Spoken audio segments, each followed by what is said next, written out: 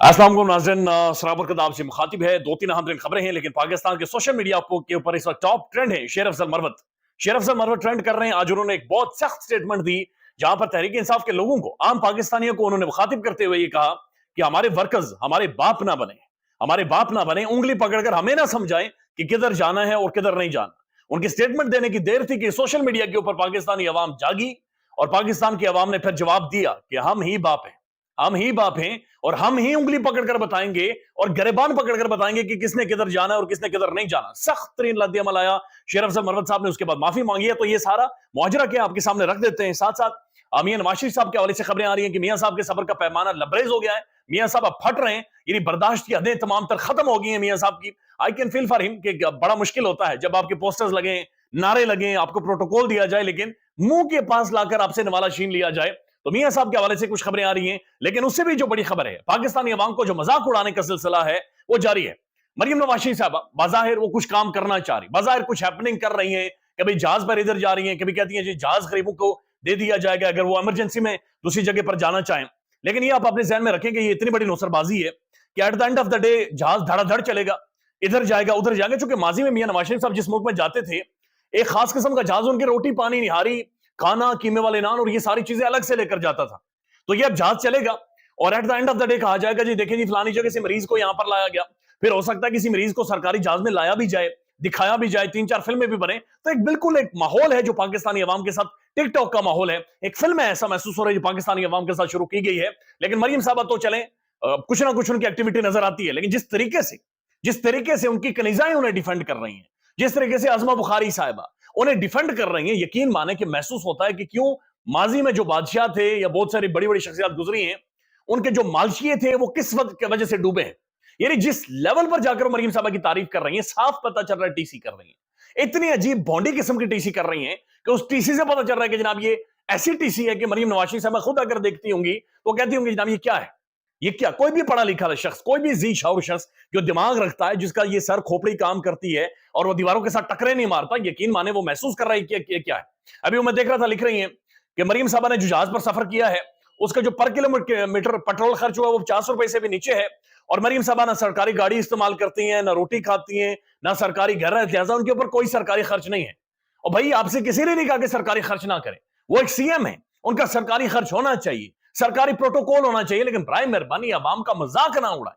यानी जिस मर्सिडीज के टायर चेंज करने के लिए 2.5-3 करोड़ रुपए आप खर्च कर दें और एक ऐसे टाइम पर जब लोगों को आप एक आटे की थैली दें और उसके अंदर 2 किलो दाल और 2 किलो वो दे रहे हो और उस दौरान मजाक उड़ाए, यानी इतना ज्यादा मजाक पाकिस्तानी अवाम का तमस्खर उड़ाए।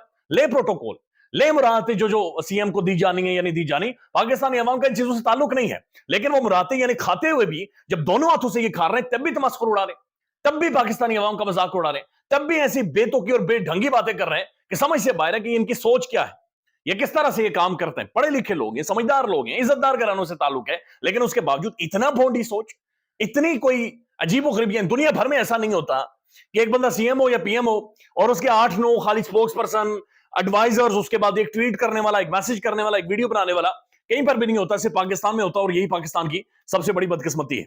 अब जनाब शेर अफजल मरवत नो डाउट इनकी खिदमात है, बड़ी तगड़ी खिदमात है। एक ऐसे टाइम में ये बंदा बाहर आया जब तहरीक इंसाफ का कोई बंदा भी बाहर नहीं आ सकता था। मुझे खुद जाती तौर पर पता है कि बहुत डर और खौफ था, और ऐसी जगहों पर खैबर पख्तूनख्वा में जहां पर कोई सोच भी नहीं सकता था, शेर अफजल मरवत गया, मोबिलाइज किया, लोगों को उसने बाहर निकाला। लेकिन उसके बाद मरवत के खिलाफ एक कैंपेन शुरू हो गई। तो मरवत साहब के हवाले से आप ये कह सकते हैं कि कुछ शहर दे लोग जालम सन, कुछ सनो मरंदा शौक सी, लिहाजा वो भी उन लोगों के साथ टक्कर लगे जो कि गैर जरूरी था। लेकिन नाउ शेर अफजल मरवत डिस्कस होते रहते हैं सोशल मीडिया के ऊपर। लेकिन अब जो उन्होंने स्टेटमेंट दी है, ये स्टेटमेंट इंतहाई सख्त स्टेटमेंट है। इसके ऊपर उन्होंने माफी मांगी है, लेकिन स्टेटमेंट क्या है?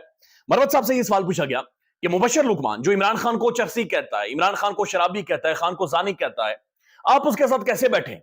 माजी में जब आप एमएनए नहीं बने थे तो आप खान को जो गाली देता था आप उसके गले पड़ जाते थे, आप तो उसे कहते बढ़ गया है तू, लम्हों की देर थी नहीं तो उठाकर फेंक लेता। तो आज क्या है कि आप मुबशर लुकमान साहब के साथ बगले भी बजा रहे हैं, इंटरव्यूज भी दे रहे हैं, वो लिख रहा है कि मीटिंग माई फ्रेंड एंड दोस्त और यारी हो रही है। मरवत साहब इसके ऊपर गुस्से में आए, तैश में आगे। शेर अफजल मरवत साहब कहते हैं सब कान खोलकर सुन लें, मुबशर लुकमान 8 सालों तक मैं मुबशर लुकमान के केस लड़ता रहा हूं, उसके साथ मेरा एक जाती ताल्लुक है। वो जब पीटीआई से लगाव रखता था तहरीक इंसाफ से, तब से वो मेरा दोस्त है, मेरा उनके साथ ताल्लुकात हैं। उसके बाद कहते हैं कि मेरा 31 साल हो गए मुझे इस शोबे में, लिहाजा मेरे लोगों के साथ दोस्तियां यारियां भी हैं, لہذا میرے عمل کو دیکھیں, میرے مجھ سے ہر چیز کے اوپر سوال نہ پوچھیں. ہمارے ورکرز ہمارے باپ نہ بنے, ہمارے ورکرز جن لوگوں نے ووٹ ڈالا ہے, ووٹر سپورٹر, ہمارے باپ نہ بنے. ایسا نہیں ہو سکتا کہ آپ انگلی پکڑ کر ہمیں بتائیں گے کہ کدھر چلنا ہے اور کدھر نہیں چلنا. یہ سیاست نہیں ہے. تو یہ شیر افضل مروت صاحب نے جواب دیا, اور اس کے بعد سوشل میڈیا پر جواب آیا کہ ہم تمہارے باپ ہیں. مروت صاحب کو معافی مانگنی. مسئلہ یہ شیر افضل مروت صاحب کو شاید یہ پتا نہیں ہے کہ پاکستانی عوام اسی طرح سے سوچتی ہے. یہ پاکستان کی مڈل کلاس ہے مروت صاحب, یہ پاکستان کی لوور مڈل کلاس ہے, یہ پاکستان کے غریب لوگ ہیں. یہ اسی طرح سے بولتے ہیں, یہ اسی طرح سے سوچتے ہیں, انہیں کسی بھی گرے ایریا کا پتہ نہیں ہوتا. یہ گلے سے پکڑتے ہیں اور پھر یہ سوال پوچھتے ہیں. یہ اصل باپ ہے اس ملک کے, یہ اصل کرتا دھرتا اس ملک کے. لہذا یہ ڈیسائیڈ کریں گے کہ کس نے کس طرف جانا ہے اور کس نے کس طرف نہیں جانا. ان کے لیے کوئی گرے ایریا نہیں ہے, ان کے لیے کوئی لحاظ نہیں ہوتا. یہ وہی لوگ ہیں 8 فروری والے دن جب ہاسپٹلز کی ایمرجنسی سے نکل کر وہ سڑکوں کے اوپر موجود تھے.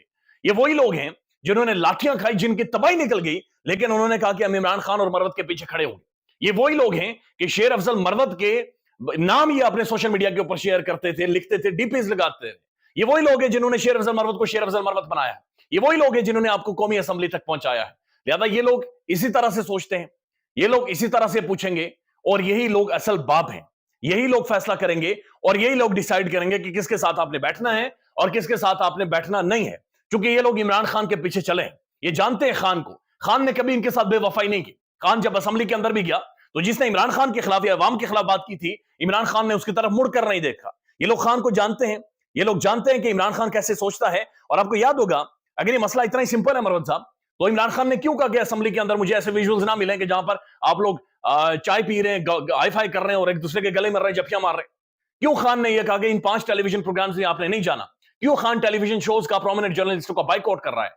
کیوں عمران خان یہ کہہ رہا ہے کہ قومی اسمبلی کے اندر سے ویژولز نہ آئیں چونکہ 2 نمبر لوگ ہیں, لہذا میرا ووٹر سپورٹر, میرا عام بندہ کیا سوچے گا جو جیلوں کے اندر موجود ہے. لہذا اگر لوگوں کے ساتھ آپ اس طرح سے بہیو کریں گے تو لوگ بہیو کریں گے. اور یہ پاکستان کی مڈل کلاس ہے, یہ بڑا الگ طریقے سے سوچتی ہے, یہ پڑھی لکھی بات نہیں کرتی, پھر یہ ان کا سر گھوم جاتے ہیں.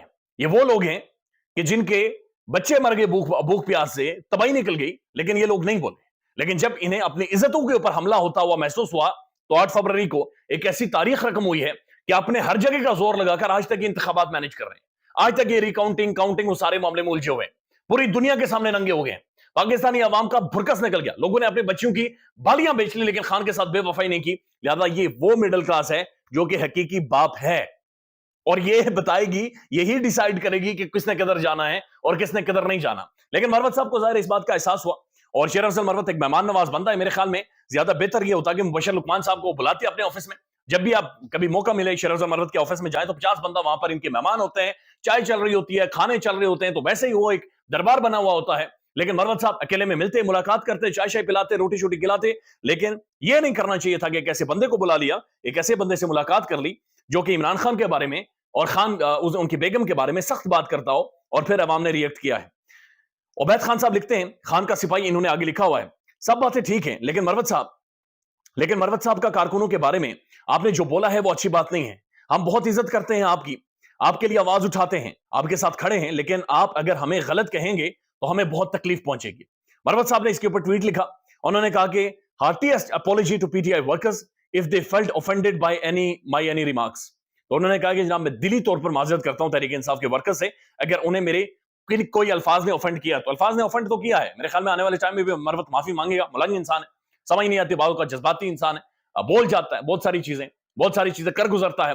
ایسے لوگوں کی ضرورت بھی ہے پولیٹکس میں, ایسے لوگوں کی ضرورت ہے خان کو بھی, لیکن ظاہر ہے دیکھنے کی ضرورت ہے چونکہ پاکستان کا جو عام آدمی ہے اس کے لیے کوئی بھی گرے ایریا نہیں ہوتا. یا تو وہ یہ ٹھیک سمجھتا ہے یا وہ اسے غلط سمجھتا ہے, بیچ میں وہ عوام نہیں رگڑنے دے گی کہ جناب بیچ سے ہو کر سب کے نکل جائیں, چونکہ عوام دیکھ رہی ہے اور یہ کٹ ساری پاکستانی عوام نے کھائی ہے.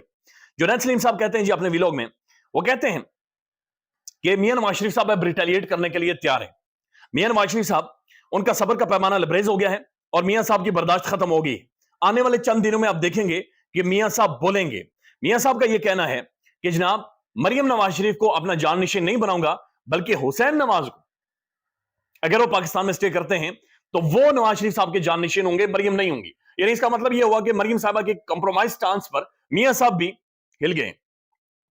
اس کے بعد جنید سلیم صاحب یہ کہتے ہیں کہ پرویز رشید, اسحاق ڈار اور ڈاکٹر عدنان کے ساتھ میاں نواز شریف صاحب نے باقاعدہ یہ گفتگو کی اور شہباز شریف صاحب کو سخت الفاظ میں کہا کہ جناب یہ غبارہ کسی بھی وقت پھٹے گا اور یہ غبارہ پھٹ کر سب کو بتائے گا کہ جناب اور برداشت نہیں ہو سکتا.